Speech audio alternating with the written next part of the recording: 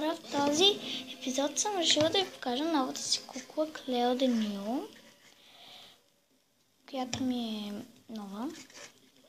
И нейните аксесуари. Ето и тя има тази чантичка. Ето това гребенче. Сега нека да започнем с куклата.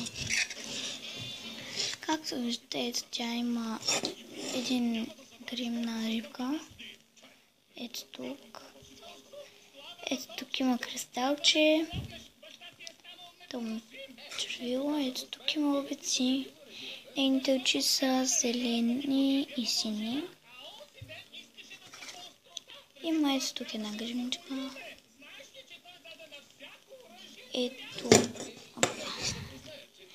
Ето тук има горнището и тук ето и обувките. Ето е нейната коса, темата й.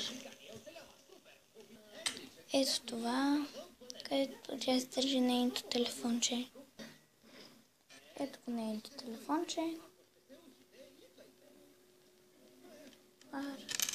Това е нейното кълъвче за телефон. Тя е дъщеря на Мумия, ето. И е наследница на мумийско семейство. Нейната майка е човек, пирамидите, а нейният баща е мумия. Затова тя е ето така. Ето тук се вижда краят на облекло.